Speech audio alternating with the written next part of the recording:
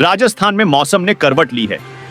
दीपावली के बाद से ठंड बढ़ रही है और मौसम विभाग के अनुसार नवंबर के अंत से कड़ाके की सर्दी पड़ने की संभावना है। राज्य के लोग जल्द ही सर्दी की ठंडक महसूस करेंगे। मौसम विभाग ने बताया कि ठंड पड़ने से तापमान में गिरावट होगी। राजस्थान में पिछले कुछ दिनों से मौसम शुष्क रहा है और किसी भी जिले में बारिश नहीं हुई है।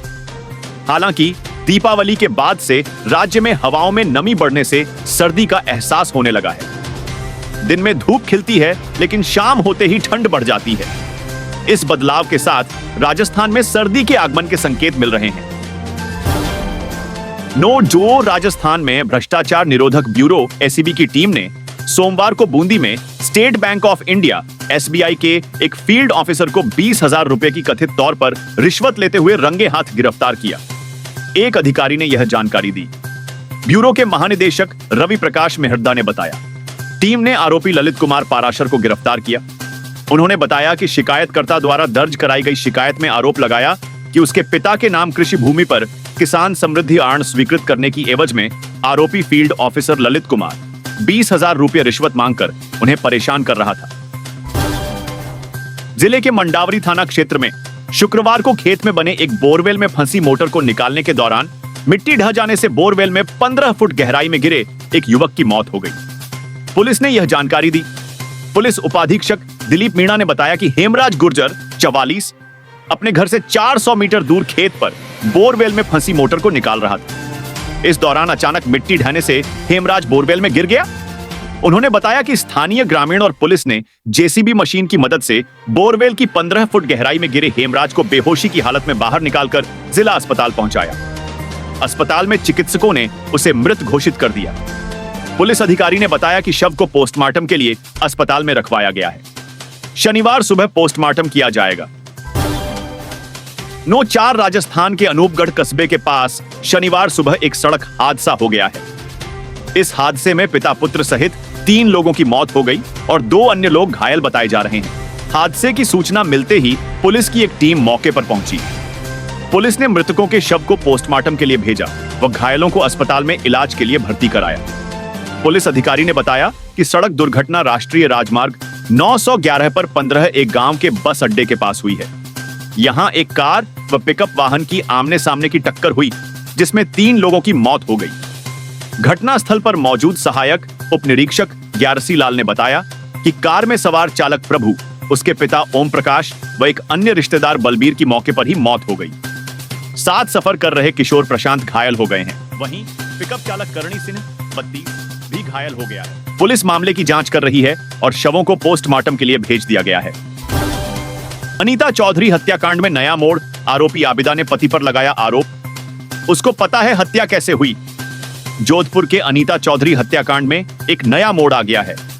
अभी तक पुलिस के पास यह जानकारी है कि इस हत्याकांड में आरोपी गुलाबुद्दीन के साथ उसकी पत्नी आबिदा का भी हाथ था। आबिदा अभी पुलिस गिरफ्त में है। हालांकि अब उसका कहना है कि हत्या के समय वह घर में थी ही नहीं, क्योंकि वह अपनी बहन के पास गई थी। उसने खुद को निर्दोष बताते हुए कहा है कि केवल गुलाबुद्दीन को पता है कि अनीता चौधरी के साथ क्या हुआ, उसे किसने मारा। आबिदा लगातार खुद को निर्दोष बता रही है, लेकिन यह फैसला केवल कोर्ट में हो सकता है कि वह असल में बेकसूर है या नहीं। फिलहाल उसने इस हत्याकांड में अपने पति की मौजूदगी कंफर्म करते हुए कहा है कि गुलामुद्दीन ही किसी आदमी को बुलाने वाला था। उसे ही पता है कि अनीत चौधरी के साथ क्या हुआ है। गौरतलब है कि जोधपुर में अनीता चौधरी नाम की महिला की निर्मम हत्या कर 6 टुकड़ों में बॉडी काट दी गई थी। हत्या का आरोप उसके मुंह बोले भाई गुलामुद्दीन और उसकी पत्नी आबिदा पर लगा। आरोप है कि दोनों ने मिलकर इस जघन्य वारदात को अंजाम देने की साजिश रची थी। राजस्थान पुलिस ने जानकारी दी थी कि अनीता चौधरी गुलामुद्दीन को अपना भाई मानती थी।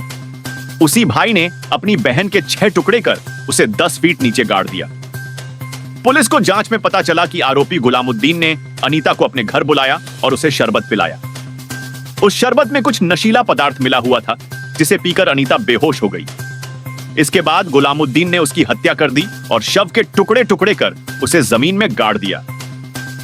पुलिस ने इस बात की जानकारी दी थी कि इस जघन्य हत्याकांड में गुलामुद्दीन का साथ उसकी पत्नी आबिदा ने भी दिया था और मर्डर की तैयारी पहले से करके रखी गई थी। राजस्थान के जालौर जिले के भीनमाल में एक दिल को दहला देने वाला दर्दनाक हादसा सामने आया, जिसमें मकान के ऊपरी मंजिल के कमरे में एयर कंडीशनर के शॉर्ट सर्किट की वजह से कमरे में करंट की वजह से आग फैल गई। इस दर्दनाक हादसे में कमरे में मौजूद एक महिला के साथ 2 बच्चे जिंदा जल गए। घटना की जानकारी मिलते ही दमकल और पुलिस भी मौके पर पहुंची। प्राप्त जानकारी के अनुसार ऊपरी मंजिल के कमरे में दोनों बच्चों के साथ महिला सो रही थी। इस दौरान एयर कंडीशनर में अचानक शॉर्ट सर्किट की वजह से कमरे में आग लग गई। आग इतनी भीषण थी कि कमरे में सो रहे 2 बच्चों के साथ महिला जिंदा जल गई। घटना रविवार 3 नवंबर दोपहर 1:45 के आसपास की बताई जा रही है। सिरोही का वासा गांव अनोखी परंपरा के लिए जाना जाता है। गांव में ग्रामीण गोवर्धन पूजा के साथ गायों की दौड़ कराते हैं। गायों की दौड़ देखने बड़ी संख्या में लोग इकट्ठा हो जाते हैं। मान्यता है कि गायों को दौड़ाने से अगले साल में सुख समृद्धि की प्राप्ति होगी। अच्छे भविष्य का संकेत मिलने से क्षेत्र के लोगों में खुशी छा गई। इस बार भी ग्रामीणों ने दिवाली के दूसरे दिन प्राचीन परंपरा का पालन किया। गोवर्धन पूजा के साथ शनिवार को गायों की दौड़ प्रतियोगिता कराई गई। प्रतियोगिता में श्याम रंग की गाय ने बाजी मार ली। दिवाली के दूसरे अनूठी परंपरा का पालन किया जाता है। शनिवार को गोवर्धन पूजा, नंदी पूजा और अन्नकूट पूजन किया गया। गोवर्धन मेले में गायों की दौड़ हुई। अलग अलग रंगों की गाय मुकाबले में उतरी। श्याम रंग की गाय दौड़ में सबसे आगे रही। आखड़िया चौक में गाय दौड़ से पहले शोभा यात्रा निकाली गई। धूमधाम से निकली शोभा यात्रा श्रद्धालुओं की भारी भीड़ उमड़ी। ग्रामीण नाचते गाते हुए आखड़िया चौक पहुंचे। राजस्थान के सिरोही जिले के आबू रोड सदर थाना क्षेत्र के आकरा भट्टा में शुक्रवार दोपहर करीब 3 बजे हादसा हो गया। एक अनियंत्रित कार ने कई लोगों को चपेट में ले लिया। कार ने एक युवक और महिला को करीब 300 फीट तक घसीटा।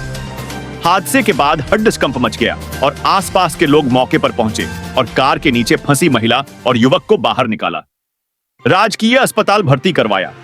इस दौरान कार में सवार एक युवक को पुलिस ने हिरासत में लिया और कार चालक मौके से फरार हो गया। आकरा भट्टा निवासी और स्थानीय पार्षद सुरेश बंजारा ने बताया कि आकरा भट्टा निवासी दलपत कुमार अपनी पत्नी और बच्ची के साथ जनरल स्टोर पर सामान लेने के रुके थे। बाइक से पत्नी उतर ही रही थी। आबू रोड की ओर से जा रही एक तेज रफ्तार कार ने गलत साइड में आकर बाइक को टक्कर मारी दी। राजस्थान से बाहर जाने वाले रेल यात्रियों के लिए अपडेट है।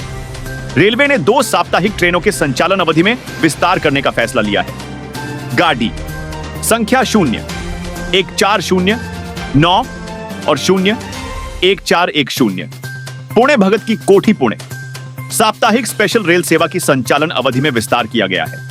पुणे से 11 और 18 नवंबर को 2 ट्रिप और जयपुर से 12 और 19 नवंबर को 2 ट्रिप चलाया जाएगा।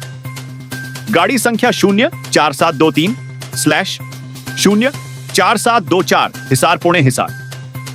साप्ताहिक स्पेशल रेल सेवा की संचालन अवधि में हिसार से 10 नवंबर और 17 नवंबर को 2 ट्रिप और पुणे से 11 और 18 नवंबर को 2 ट्रिप विस्तार किया गया है। त्योहारी सीजन में ट्रेनों के संचालन का विस्तार होने का असर यात्रियों की यात्रा पर पड़ रहेगा।